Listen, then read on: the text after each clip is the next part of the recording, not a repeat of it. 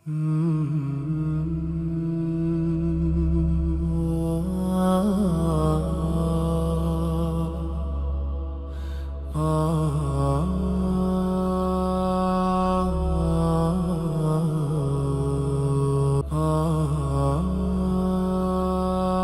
بالله من الشيطان الرجيم بسم الله الرحمن الرحيم إن الحمد لله نحمده ونستعينه ونستغفره ونؤمن به ونتوكل عليه ونعوذ بالله من شرور أنفسنا ومن سيئات أعمالنا من يهده الله فلا مضل له ومن يضلل فلا هادي له وأشهد أن لا إله إلا الله وأشهد أن محمدا عبده ورسوله أما بعد يا أيها الناس اتقوا ربكم الذي خلقكم من نفس واحدة وخلق منها زوجها وبث منهما رجالا كثيرا ونساء واتقوا الله الذي تساءلون به والأرحام إن الله كان عليكم رقيبا يا أيها الذين آمنوا اتقوا الله حق تقاته ولا تموتن إلا وأنتم مسلمون رب اشرح لي صدري ويسر لي أمري واحلل عقدة من لساني يفقهوا قولي ரப்பி சிதனி இல்மா ரப்பி சிதனி இல்மா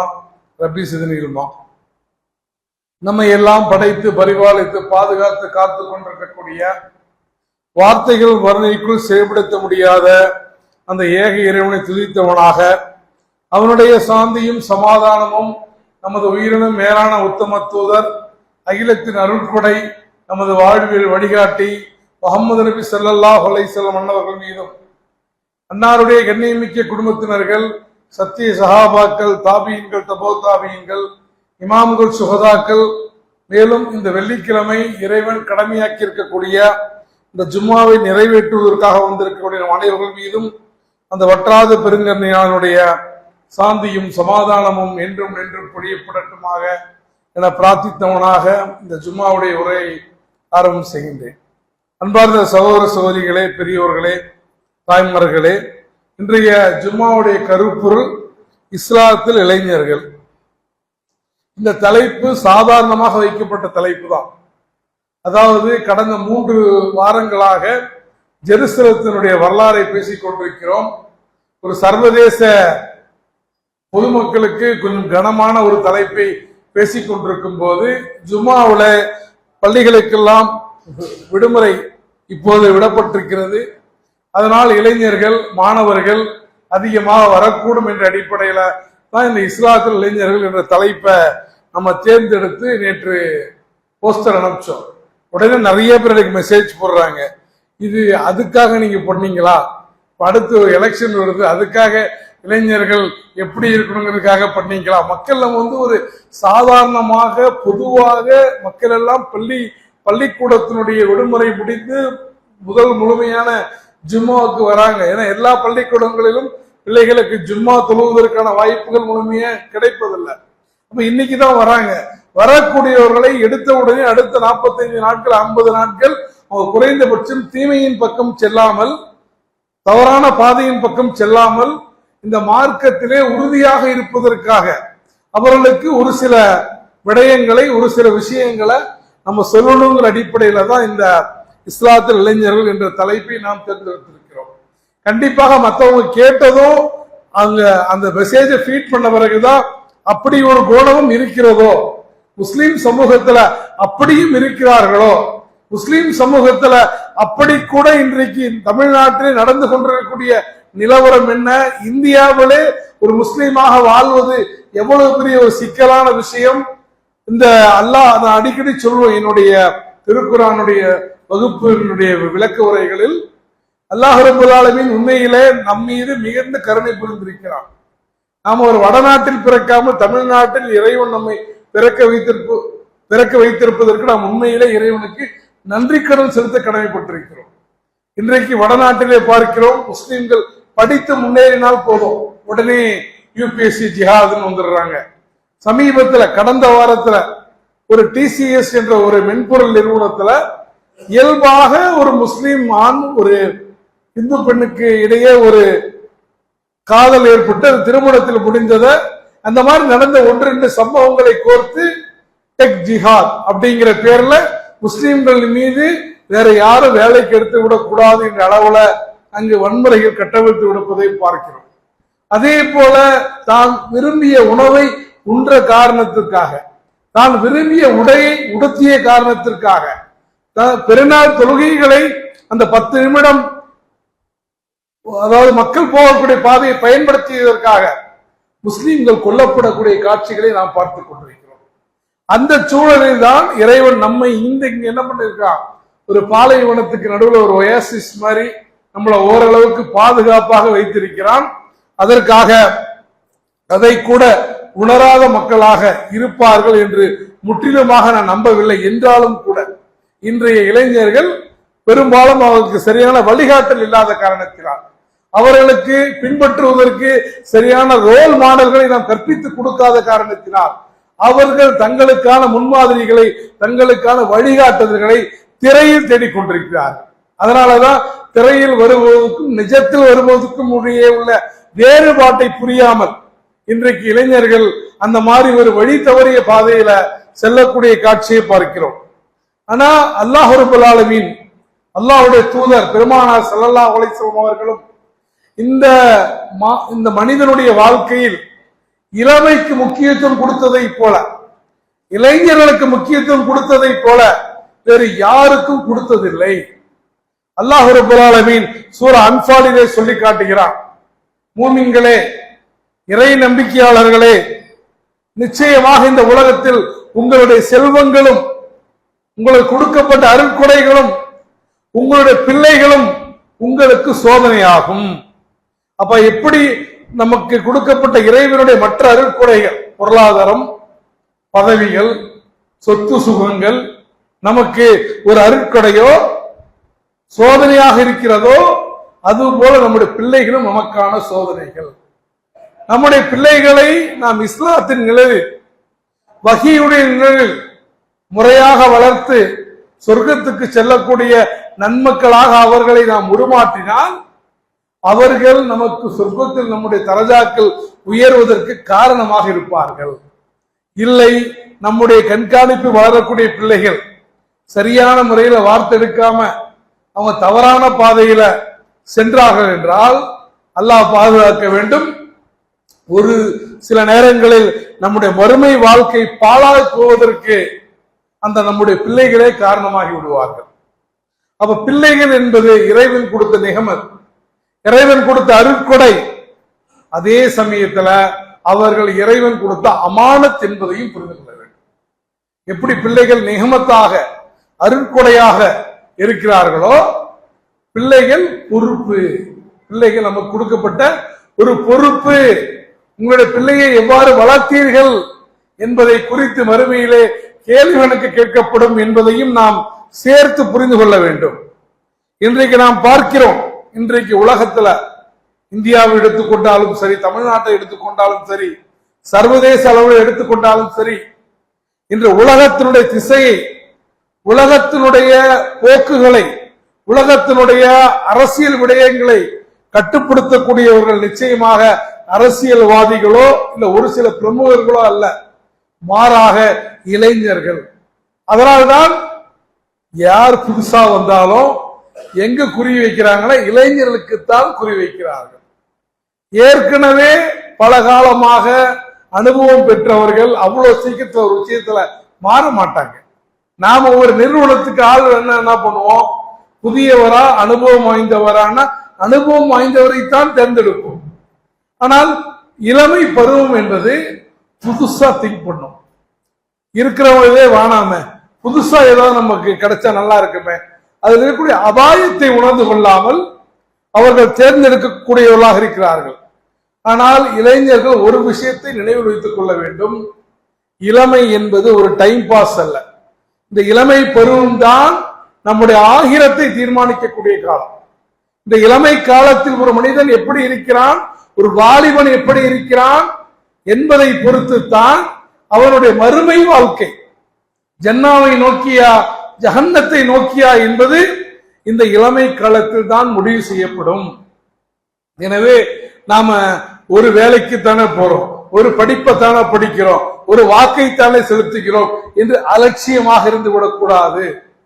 ஒவ்வொன்றும் நம்மை மட்டுமல்ல நம்மை சுற்றியுள்ள சமூகத்தையும் சேர்த்து பாதிக்கக்கூடிய தன்மை படைத்தது என்ற சீரியஸ்னஸ் நம்ம பிள்ளைகள்கிட்ட கொண்டு போய் சேர்க்க வேண்டியது நம்முடைய கடமை.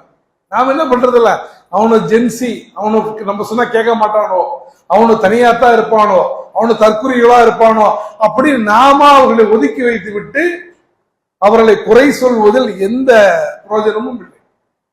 இங்க பெற்றோர்கள் நிறைய பேர் இருக்கீங்க. எத்தனை பெற்றோர்கள் வீட்டிலே பிள்ளைகளிடத்திலே நல்லா இருக்கிறியா சாப்பிட்டியாங்கிறத தாண்டி சமூக விஷயங்களை, அரசியல் விடயங்களை, மார்க்க விடயங்களை, உலகத்தில் நடக்கக்கூடிய நிகழ்வுகளை பற்றி மனம் விட்டு பேசுகிறீர்கள்.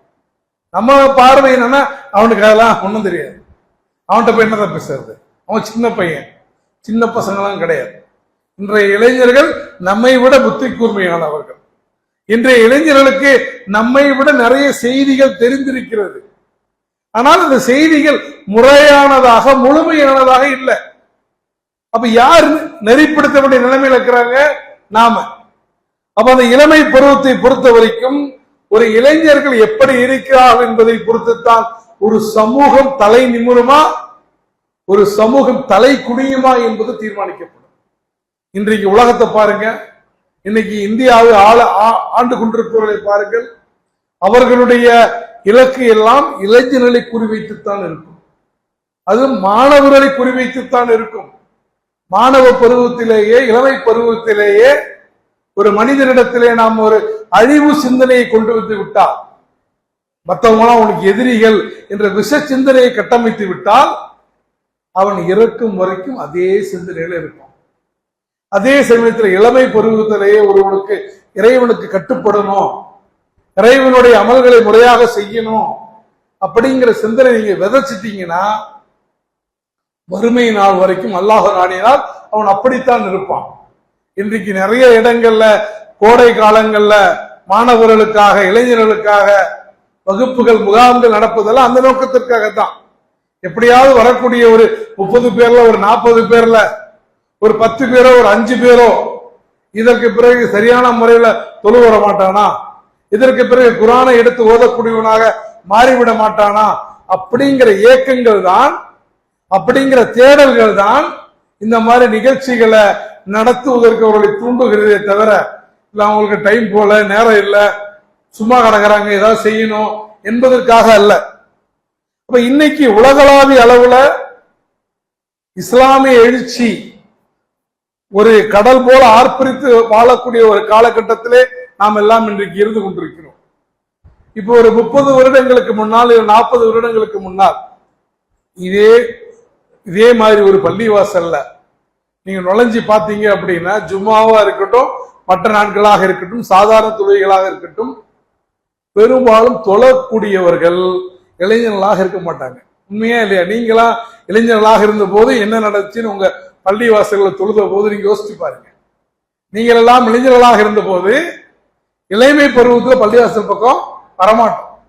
பள்ளிவாசலுக்கு யாரு போவான்னா, வயசானவங்க, முடியாதவங்க, சரி வேலையிலேருந்து ரிட்டையர் ஆயிட்டாங்க, வீட்டில் சும்மா இருக்க முடியாது, ஏதாவது நோய் நெய்வாங்க, பள்ளிவாசலுக்காவது போவோம்.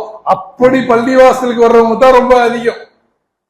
இன்னும் கேட்டா, நாங்க ரொம்ப சின்ன பிள்ளையா இருந்த போது யாராவது தாடி வச்சானா, என்ன வயசு ஆயிடுச்சு அதுக்கூட தாடி வைக்கிறேன், இதெல்லாம் நடந்த விஷயங்கள். வயசு ஆயிடுச்சு அதுக்கூட தாடி வைக்கிறீங்க, என்ன நீ என்ன சின்ன வயசுல அஜர்த்து மாதிரி பேசுற. அப்ப ஒரு காலத்துல இளைஞர்கள் அவ்வளவாக மார்க்கத்தின் மீது பிடிப்பில்லாமல் இருந்தார்கள். ஆனா இன்னைக்கு நிலைமை மாறி இருக்கிறது. கிட்டத்தட்ட கடந்த 20-30 ஆண்டுகள்ல பாத்தீங்க அப்படின்னா இளைஞர்கள் பள்ளிவாசலுக்கு சாறை சாறையாக வருகிறார்கள். அவர்கள் திருமண வயது வரும்போது இஸ்லாம் சொல்லக்கூடிய அடிப்படையில திருமணத்தை நடத்த வேண்டும் என்று ஆசைப்படுகிறார்கள். வரதட்சணை இல்லாமல் திருமணங்கள் நடத்தப்பட வேண்டும் என்று விரும்புகிறார்கள். தான தர்மங்களை நல்ல நல்ல விஷயங்கள் கொடுக்கிறாங்க. ஆனா இன்னைக்கு கொஞ்சம் பயமா இருக்கு. கடந்த 5 வருடங்களாக கொரோனாவுக்கு பிறகான இளைஞர்களுடைய உளவியல் ஆலோசகர் என்ற அடிப்படையில உலகளாவிய லெவல்ல முஸ்லிம் உம்மத்துக்குள் நடக்கக்கூடிய மாற்றங்களை கவனிப்போம் என்ற அடிப்படையில கொரோனாவுக்கு பிந்திய இளைஞர்களுடைய போக்கு என்பது சற்றே கவலை தரக்கூடியதாக இருக்கிறது. கொஞ்சம் கொஞ்சமாக டீவியேட் ஆகிறாங்க. இஸ்லாம் தடை செய்தவர்களின் பின்னால் செல்லக்கூடியவர்களாக, குறிப்பாக போதைப் பொருட்கள் போன்ற விஷயங்கள்ல ஈர்க்கப்படக்கூடியவர்களாக முஸ்லீம் இளைஞர்கள் இருக்கக்கூடிய காட்சிகளை நாம் பார்த்து கொண்டிருக்கிறோம். அப்படியே தனிப்பட்ட வாழ்க்கையில இஸ்லாத்தை ஃபாலோ பண்ணக்கூடியவங்க ஒரு சமூகமாக நம்மள்ட்ட என்ன இல்ல, அந்த மாற்றங்கள் வரமாட்டேங்குது. ரொம்ப கஷ்டமா இருக்கு. நாங்கள் எல்லாம் அதாவது முதல்ல வேலைக்கு போகக்கூடிய காலகட்டத்துல எங்களுக்கு ஒரு ஆசை இருந்துச்சு. நம்ம தனியா ஒரு இடத்துல தனியா ஒரு மனையை வாங்கி, தனியா ஒரு ஏரியா வாங்கி, இஸ்லாத்தை நேசிக்கக்கூடியவங்கள சேர்ந்து நம்ம ஒரு மஹல்லாவை உருவாக்கணும். நாளைக்கு யாராவது இஸ்லாத்தை கத்துக்கணும் அப்படின்னா புக்கெல்லாம் படிக்க வேணாங்க, அந்த மஹல்லாக்கு போனா போதும். அந்த மஹல்லால எல்லோரும் வீட்டிலும் இஸ்லாம் தான் இருக்கும் என்று ஒரு இஸ்லாத்தை ஒரு டெமான்ஸ்ட்ரேட் பண்ணக்கூடிய ஒரு மாடலா காமிக்கணும்னு ஆசைப்பட்டோம். ஆனா இன்னைக்கு நம்மை பார்த்து, நம்முடைய சமூகத்தை பார்த்து, நம்முடைய மஹல்லாக்களை பார்த்து, நம்முடைய ஜமாத்துகளை பார்த்து ஒரு மனிதர் இஸ்லாத்தால் கவரப்படுவார் என்பது ரொம்ப சந்தேகத்துக்குரிய விஷயம்தான். இஸ்லாத்தை நல்லா படிச்சுட்டு வர்றவங்க கூட நம்மள்ட்ட வந்து பார்த்தா அப்படின்னா நம்ம படிச்சதுக்கும் நடைமுறைக்கும் நிறைய சம்பந்தம் இல்லையே என்றவாறு ஓடி போய் விடுவான். இன்றைக்கு இளைஞர்கள் அந்த மாற்றங்கள் பக்குவப்படுத்தப்பட வேண்டும். ஏன்னா இன்னைக்கு உலகளாவிய லெவல்ல இந்தியாவை எடுத்தா முஸ்லிம்களுக்கு எதிரான பிராமணிய சதிகள், உலகளாவிய லெவல்ல யூதர்கள் முஸ்லிம்களை எந்த அளவுக்கு தீவிரவாதிகளா சித்தரிக்க முடியுமோ, இவங்க கொன்றால் அது தாக்குதல் என்றும், அது பதிலுக்கு முஸ்லிம்கள் தற்காத்து கொண்டால் அதை தீவிரவாதமாக கட்டமைக்கக்கூடிய ஒரு மோசமான காலகட்டத்தில் இருக்கிறோம். அப்ப இதெல்லாம் எப்படி மாத்துறது? முஸ்லிம் உம்மத்துக்கு ஏற்பட்டிருக்கக்கூடிய இந்த பிரச்சனைகளுக்கு யார் தீர்வு சொல்ல முடியும்னா இளைஞர்களால் மட்டும்தான் தீர்வு சொல்ல முடியும். முதியவர்கள் இனிமேல மாறி சமூகத்தில் சீர்திருத்தத்தை ஏற்படுத்துவது என்பது கஷ்டமான விஷயம். அந்த இளைஞர்களைத்தான் மாற்ற வேண்டும். இளைஞர்களை கொண்டு தான் இந்த உலகத்தில் எல்லா காலங்களிலும் மாற்றங்கள் ஏற்பட்டிருக்கின்றன. நபிகளாருடைய காலத்திலிருந்து சொல்றேன், ரசூல் ஸல்லல்லாஹு அலைஹி வஸல்லம் காலத்திலிருந்து இன்று வரைக்கும் ஒரு சமூகத்துல ஒரு மாற்றம் ஏற்பட வேண்டும் என்றால் அந்த மாற்றத்திற்கான பொறி என்பது இளைஞர்களிடம்தான் வருமே தவிர இளைஞர்கள் அல்லாஹ்விடமிருந்து வருவதற்கான வாய்ப்புகள் மிக மிக குறைவு. பெரியவர்கள், அறிஞர்கள் வழிகாட்டலாம், அவர்களை நெறிப்படுத்தலாம், அதுல மாற்று கருத்து இல்லை. ஆனால் அந்த ஸ்பார்க்க மாற்றத்திற்கான வினையை ஆரம்பிக்க வேண்டியவர்கள் இளைஞர்கள் தான். இஸ்லாத்தை பொறுத்த வரைக்கும் நம்முடைய பிள்ளைகளை ரசூல் ஸல்லல்லாஹு அலைஹி வஸல்லம் சொல்றாங்க, 7 வயது ஆனா தொலை சொல்லுங்க, 10 வயது ஆனா அடிங்கிறாங்க. அப்ப சிறு வயதிலிருந்தே நம்முடைய பிள்ளைகளை பள்ளிவாசலோடு பிணைக்கப்பட்ட பிள்ளைகளாக நாம் மாற்ற வேண்டும். நாம தொழுவ போனா அந்த பிள்ளைகளை சேர்த்து கூட்டிட்டு வரணும். அந்த மாதிரி பிள்ளைகளாக நம்முடைய பிள்ளைகள் தொழுகையை கை கொள்ளக்கூடியவர்களாக இருக்க வேண்டும். சொல்லப்படணும், தொழுகையை கைவிட்டால் உங்களுடைய வாழ்க்கை வெறுமையாகும். உங்களுடைய இளமை சரியான பாதையில் இருந்தா நீங்க ஜன்னத்தை நோக்கி போவீங்க, இளமை தவறான பாதையில் இருந்தா ஜஹன்னத்தை நோக்கி போவீங்க. நபி ஸல்லல்லாஹு அலைஹி வஸல்லம் சொன்னாங்க, வறுமையில 5 விஷயங்களை குறித்து மனிதன் கேட்கப்படுவான். அந்த 5 விஷயங்களுக்கு பதில் சொல்லாம நீங்க சொர்க்கத்துக்கு போக முடியாது. அந்த 5 விஷயங்களில் ஒன்று, உங்களுடைய இளமையை எவ்வாறு கழித்தீர்கள், அதாவது உங்களுடைய ஆயுளை எவ்வாறு கழித்தீர்களோ ஒரு கேள்வி இருக்கும். சரியா? உங்களுடைய ஒட்டுமொத்த ஆயுளை எவ்வாறு கழித்தீர்கள். ஆயுளுக்குள்ளே தான் இளமை வருது. இருந்தாலும் இளமையை அல்லாஹ் என்ன பண்ணுவான், தனிப்பட்ட முறையிலே கேள்வி கேட்பான். அப்ப இளமை என்பது ஒரு நிகமத்தாக இருப்பதை போல அது ஒரு அமானத்தாகவும் இருந்து கொண்டிருக்கிறது. அப்ப ஒரு சமூகம், இஸ்லாமிய சமூகத்தை, ஒரு முன்மாதிரி சமூகத்தை, முன்மாதிரி மஹல்லாவை நீங்க உருவாக்கணும்னா முன்மாதிரி குடும்பங்களை உருவாக்கணும். ஒரு குடும்பம் என்பது ஒரு சிறு சமூகம். குடும்பம் என்பது சொசைட்டியின் மினியேச்சர், அது ஒரு சிறு சமூகம். அப்ப அந்த குடும்பங்கள் எப்ப உருவாகனா அதில் உள்ள இளைஞர்கள் நெறிப்படுத்தப்பட வேண்டும். இளைஞர்கள் சீர்பெறும் போது குடும்பங்கள் சீர்பெறும், குடும்பங்கள் சீர்பெறும் போது சமூகம் சீர்பெறும். இளைஞர்கள் கெட்டு போகும் போது குடும்பங்கள் சீர்கெடும், குடும்பங்கள் கெட்டு போகும் போது சமூகம் சீர்கெடும். அதனால்தான் பெருமானார் ஸல்லல்லாஹு அலைஹி வஸல்லம் அவர்கள் முதல் 13 ஆண்டுகள்ல ஹிஜ்ரத்துக்கு போற வரைக்கும் மக்காவுடைய காலகட்டத்துல அவங்க தொழுகையை போதிக்கல, ஜக்காத்த கடமையாக்கப்படல, நோன்பு கடமையாக்கப்படல, ஹஜ்ஜு கடமையாக்கப்படல, மற்றவர்களோடு போரிடுவது கடமையாக்கப்படல, எந்த சட்டங்களும் அருளப்படவில்லை. 13 ஆண்டுகள்ல தனிப்பட்ட பிலாலையும் தனிப்பட்ட கப்பாபையும் தனிப்பட்ட சுவைபையும் அந்த இளைஞர்களைத்தான் பெருமானார் ஸல்லல்லாஹு அலைஹி வஸல்லம் அவர்கள் உருவாக்கினார்கள். ரசூல் ஸல்லல்லாஹு அலைஹி வஸல்லம் சொல்றாங்க, நான் சத்தியத்தை எடுத்துரைத்த போது, முதியவர்கள் என்னை நிராகரித்த போது இளைஞர்கள் என்னை ஏற்றுக்கொண்டார்கள். முதியவர்கள் அந்த சமூகத்தினுடைய அதிகார பீடத்தில் இருந்தவங்க, அவங்க இஸ்லாத்தை ஏத்துக்கல. இஸ்லாத்தை ஏற்றுக்கொண்டவர்கள் ஆரம்பத்தில் யாரு? இளைஞர்கள், எளியவர்கள், அடிமைகள். இவங்க தான் என்ன பண்ணாங்க? ஏத்துக்கிட்டாங்க. அப்ப இளைஞர்களை பொறுத்த வரைக்கும் நான் ஏற்கனவே சொன்ன மாதிரி தான், அவங்க பிசையாத மாவு. நல்ல அடிப்படையில் பிசைஞ்சா நல்ல விதமாக பிசையப்படுவார்கள், தவறான அடிப்படையில பிசைந்தால் தவறான பாதைக்கு போவாங்க.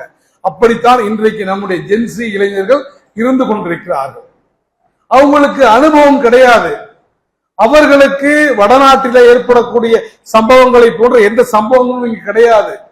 மாட்டுக்கறி வைத்ததற்காக கொல்லப்பட்ட முஸ்லீமுடைய கதை அவர்களுக்கு தெரியாது. இல்ல தான் விரும்பிய உடையை உடுத்திய காரணத்திற்காக சித்திரவதைக்குள்ளாக்கப்படக்கூடிய முஸ்லீம்களின் நிலை அவர்களுக்கு தெரியாது. முஸ்லீம்கள் இன்னைக்கு என்ன சந்திக்கிறாங்க, கல்வி நிலையங்கள்ல என்ன பாகுபாட்டை எதிர்கொள்கிறார்கள், முஸ்லீம்கள் வேலை வாய்ப்புக்கு போகும்போது எவ்வாறு ஒதுக்கப்படுகிறார்கள், எதுவுமே தெரியாது. எதுவுமே தெரியாத காரணத்தினால்தான் அவர்கள் முதல் முறையாக வாக்களிக்கும் போது கூட ஒரு ட்ரெண்ட், ஒரு சேஞ்ச், ஒரு மாற்றம், எதுவுமே டெஸ்ட் பண்ணாத ஒரு விஷயத்துக்கு மாற்றம் என்று தவறான வழியில போவதற்கு காரணம் அவர்களிடத்தில் வீட்டில் உள்ள பெரியவர்கள் பேச்சை தொடங்காததுதான். அவர்கள் நாம் தனியா ஒதுக்கி வச்சுட்டோம், அவங்க உலகம் தனியாக எப்படி ஒதுக்கிட்டோம். ஆனால் அவர்களோடு நாம் பேச வேண்டும். ஏன்னா இஸ்லாத்தை எடுத்து சொன்ன போதே, அதாவது அரேபியாவில் எல்லாரும் சிலைகளை வணங்கி கொண்டிருந்த காலகட்டத்தில், வீட்டுக்கு ஒரு சிலை, குடும்பத்துக்கு ஒரு சிலை என்று இருந்த காலகட்டத்தில் சிலைகள் கிடையாது, அல்லாஹ் ஒருவன் தான் இறைவன் என்று சொன்ன போது அந்த முழக்கத்தை புரட்சியை ஏற்றுக்கொண்டவர்கள் இளைஞர்கள். அப்ப அந்த இளமை பருவத்தை பொறுத்த வரைக்கும் ரொம்ப ஒரு முக்கியமான பருவம். நாங்க பாடசாலையில் சொல்லுவோம், அடோலசன்ஸ் என்று சொல்லுவோம். அந்த பருவத்தை 11 வயதிலிருந்து 23 வயது வரைக்கும் அந்த பருவம் இருக்கிறத ரொம்ப ஆபத்தான பருவம். அதாவது இன்டர் டிபெண்டன்ஸ் டிபெண்டன்ஸ்க்கு போறது. 11 வயசு வரைக்கும் அவன் எதை செய்யறதா இருந்தாலும் பாப்பாவை, அம்மாவை, குடும்பத்தை சார்ந்து இருப்பான். எதை செஞ்சாலும் பாப்பாட்ட கேட்டு செய்வான் இல்லையா? 11 வயசு வரைக்கும் பிள்ளைங்க அப்படித்தான் இருக்கும். பாப்பாட்ட கேட்டு, அம்மாட்ட கேட்டு, குடும்பத்துல கேட்டு செய்வாங்க. 23 வயசுக்கு பிறகு அவன் உண்மையிலே சுதந்திரமானவனா மாறிடுவான். ஆனா இந்த 11 to 23 வயசு எப்படின்னு கேட்டீங்கன்னா, அவன் உண்மையிலே வளரல, ஆனால் வளர்ந்தாக தன்னை நினைத்துக் கொள்வான். அவன் வளராத செல்கள் உள்ளிட வளராத போது தன்னை வளர்ந்தவனாக நினைத்துக் கொள்வான். அந்த காலகட்டத்தில் தான் தன் தந்தையை விட, தன் தாயை விட, பெரியவர்களை விட தனக்கு தெரியும் என்று ஒரு தவறான சிந்தனையில போகக்கூடிய வயது அது. அதே சமயத்துல அந்த 11 to 23 வயசுல அவ சரியான பாதையில கால் எடுத்து வச்சுட்டான் அப்படின்னா, அல்லாஹ் நாடினா மறுமை மரணம் வரைக்கும் சரியான பாதையில இருப்பான். எனவே நாம பிள்ளைகளை வளர்க்கும் போது இந்த எப்படி ஒரு பெண் பிள்ளைகளை திருமணம் முடிக்கிற வரைக்கும் நம்ம கல்யாணம் முடிக்கிற வரைக்கும் நம்ம நெருப்பு கட்டிட்டு சொல்றோமோ, அதே போலதான் ஆண் குழந்தைகளுக்கும் அவர்களுக்கு சரியான சிந்தனையை கொடுக்க வேண்டியது நம்முடைய பொறுப்பு. அல்லாஹ் ரப்பல் ஆலமீன் திருமறை குர்ஆன்ல சொல்றான், சூரா கஹ்ஃப்ல, வெள்ளிக்கிழமையான காலையில சூரா கஹ்ஃப ஓதுங்க ரசூலுல்லாஹ் சொல்றாங்கல்ல. தஜ்ஜாலுடைய தீங்கிலிருந்து பாதுகாவல் தேடுவதற்கு எல்லா நபிமார்களும் பயந்தவங்க தஜ்ஜாலுடைய தீங்குக்கு. அதுக்கு பாதுகாவல் தேடுவதற்கு ரசூல் என்ன சொல்றாங்க, நீங்க சூரத்துல் கஹ்ஃப ஓதுங்க, முதல் 10 வசனங்களை ஓதுங்க. அதுல யார பத்தி வருது? குகை தோழர்கள், குகையில் இருந்த இளைஞர்கள், இளைஞர்கள் வார்த்தை வருது. குகையில் இருந்த இளைஞர்கள் அவங்க என்ன பண்ணாங்க? சமுதாயத்தினுடைய நிர்பந்தங்களை மீறி இறைவனுக்கு இணை வைக்க வேண்டும் என்ற ஒரே காரணத்திற்காக அந்த நகரத்தை விட்டு என்ன பண்றாங்க? ஹிஜ்ரத் செய்கிறார்கள். இப்ராஹிம் அலைஹிஸ்ஸலாம் சிறிய வயது இளைஞராக இருக்கிறார். மக்கள் எல்லாம் திருவிழாக்கு போயிடுறாங்க. இவர் எவ்வளவு சொல்லி சொல்லி பார்க்கிறாரு, கேட்க மாட்டாங்க. எல்லா சிலைகளையும் உடைத்து விட்டு அந்த கோடாரியை தூக்கி என்ன பண்றாரு, பெரிய சிலையிட்ட கொடுத்துட்டு போயிடுறாரு. மக்கள் எல்லாம் திரும்பி வந்து பாக்குறாங்க, எல்லா சிலையும் உடைக்கப்பட்டிருக்கு, பெரிய சிலையுடைய கையில கோடாரி இருக்கிறது. அப்ப கேட்கிறாங்க, யார் இதை செய்திருப்பார்? இப்ராஹிம் இளைஞர் அவர் தான் செய்திருக்க கூடும், குர்ஆன்ல வருது. அப்ப இவங்கள இளமை பருவத்தில் செஞ்சாங்க, 16 வயதுல 17 வயதுல, ரொம்ப இளமை பருவத்துல. அப்ப இப்ராஹிம் அலைஹிஸ்ஸலாம் அவர்கள் சத்தியம் என்று தெரிந்த பிறகு ஒட்டுமொத்த சமூகத்துக்கு எதிராக நின்றாங்க. நாமளால ஒரு சின்ன டெம்டேஷனை கூட என்ன பண்ணல, இந்த வயதில் நம்மால் எதிர்க்க முடியவில்லை. அதே போல அலி ரலியல்லாஹு அன்ஹு அவர்கள் இளைஞராக இருந்தபோது, சிறுவராக இருந்த போதே இஸ்லாத்தை ஏற்றுக்கொண்டார்கள். முஸப் இப்னு உமர் பெருமானார் ஸல்லல்லாஹு அலைஹி வஸல்லம் அவர்களுடைய அந்த தாவாவை அவங்க மதீனாவுக்கு ஹிஜ்ரத் செய்வதற்கு முன்னாலேயே தன்னுடைய இளமை பருவத்துல முன்னாடி போய் மதீனாவில் உள்ள எல்லா வீடுகளுக்கும் இஸ்லாத்துடைய செய்தி எடுத்து வைத்தார்கள். அப்ப இவங்க எல்லாமே இஸ்லாம் வளர்ந்ததே முழுக்க முழுக்க இளைஞர்களால் தான். அப்ப அந்த இஸ்லாம் இப்போது இருக்கக்கூடிய இளைஞர்கள் முந்தைய இளைஞர்களை விட வேகமானவர்களாக, மார்க்கத்தின் மீது பட்டு கொண்டவர்களாகத்தான் இன்றைக்கும் இருக்கிறார்கள். ஆனா நிறைய டிஸ்ட்ராக்ஷன் அவங்களுக்கு என்ன இருக்கு, நிறைய கவனச்சிதறல் இருக்கு. குறிப்பா டிஜிட்டல் அடிமைத்தனம், மொபைல்ல வரக்கூடிய எல்லா விஷயங்களும் நம்பக்கூடியவங்களா இருக்கிறாங்க. வாட்ஸ்அப்ல ஒரு செய்தி வந்துட்டா அது சரி என்று நம்பக்கூடிய ஒரு தன்மை, ஒரு செம்மறி ஆட்டு அந்த ஆடு போனா பின்னாடியே போவோமே, அந்த மாதிரி தன்மை நம்ம இளைஞர்கள்ட்ட இருக்கு. அதே போல ஈமானிலே பலவீனமானவர்களாக, ஒரு விஷயத்தை செய்வதற்கு முன்னால் ட்ரெண்டிங்ல செய்யக்கூடாது. எதை செய்தால் இந்த சமூகத்துக்கு நன்மை, நம்ம நேரடியாக பார்க்கிறோம். வடநாட்டில் நடக்கக்கூடிய விடயங்கள்லாம் இங்க அமல்படுத்தப்படுவதற்கு ஒரு பெரும் சூழ்ச்சி நடந்து கொண்டிருப்பதை பார்க்கிறோம். ஏற்கனவே இந்த ஜும்மாவில் பேசியிருக்கிற திருப்பரங்குன்றத்தை அயோத்தியாக மாற்றுவதற்கான எல்லா ஏற்பாடுகளையும் செய்தார்கள். அப்போதெல்லாம் இருந்த அரசாங்கம் எத்தகைய நடவடிக்கை எடுத்தது? ஒரு பலவீனமான அரசு இருந்திருந்தால் எப்படிப்பட்ட கலவரம் ஏற்பட்டிருக்கும்? இதையெல்லாம் நாம் நம்ம பிள்ளைங்களுக்கு செய்தியை கடத்தணுமா? கிடையாது. எந்த செய்தியும் கடத்துவதில்லை. கடத்தாமல் அவங்க அப்படித்தான் என்று ஒதுக்கி வைப்பதில் எந்த விதமான பிரயோஜனமும் இல்லை. அதே போல நம்முடைய பிள்ளைகளுடைய நட்பை நம்ம பார்க்கணும். ரசூலுல்லாஹ் சொல்றாங்க, ஒரு இளைஞன், ஒரு மனிதன் தன்னுடைய நண்பனுடைய மார்க்கத்தில் தான் இருப்பான். அவன் நல்லவனா இருக்கணும், அவன் சுத்தி இருக்கிறவனா என்னவா இருக்கணும், நல்லவர்களாக இருக்கணும்.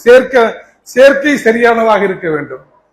அதே போல இன்றைய இளைஞர்கள், நான் ஏற்கனவே சொன்னதை போல கடந்த 5-6 வருடங்களாக போதைப் பொருள் உபயோகிப்பது, தடை செய்யப்பட்ட விஷயங்களை செய்வது, இந்த மாதிரி விஷயங்கள் இளைஞர்கள்ட்ட ரொம்ப அதிகமாக இன்றைக்கு இருக்கு. காரணம் என்னன்னா, அவர்களுக்கு சரியான வழிகாட்டல் இல்லை, அவர்களுக்கு சரியான ரோல் மாடலை அவர்களுக்கு நாம் அறிமுகப்படுத்தவில்லை.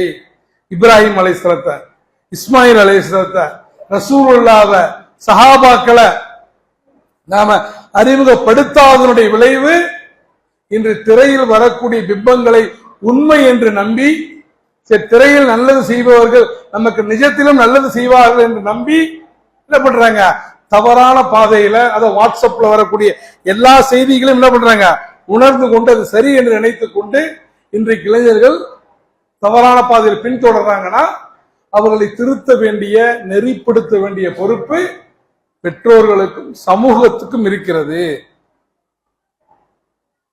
அப்ப அல்லாஹ் ரப்பல் ஆலமீன் தூதர் சொல்றாங்க, மறுமையினால எந்த நிழலும் இல்லாத நாள்ல, எந்த நிழலுமே இருக்காது, சூரியன் 1 மைல் தூரத்துக்கு கொண்டு வரப்படும்.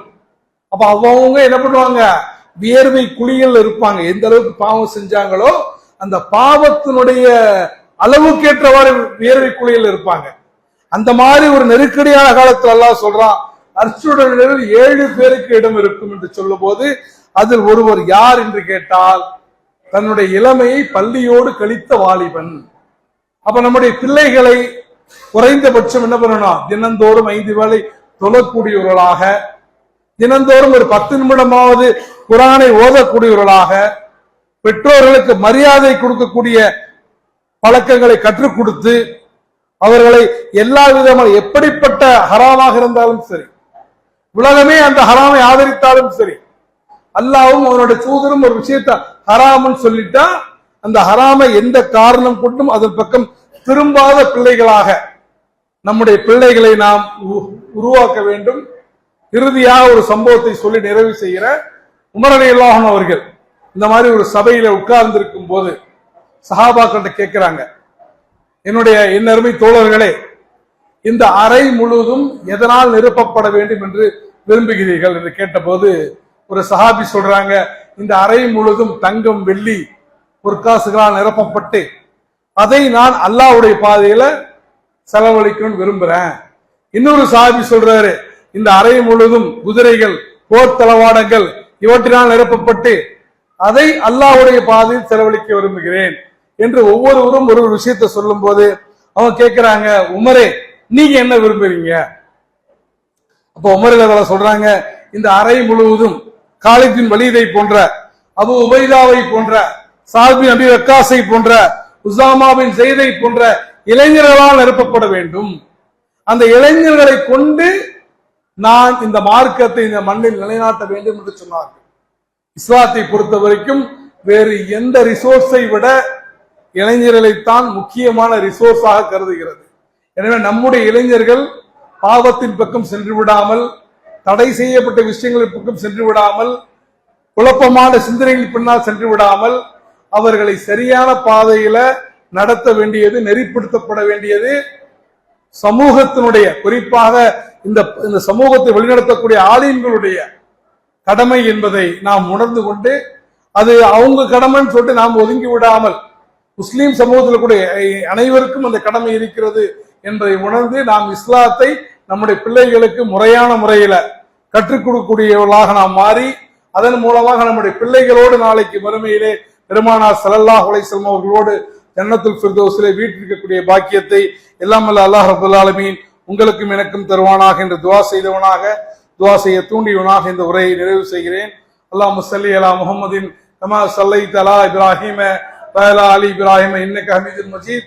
அல்லாஹும்ம பாரிக் அலா முஹம்மதின் கமா பாரக்த அலா இப்ராஹீம வ அலா ஆலி இப்ராஹீம இன்னக ஹமீதுல் மஜீத்.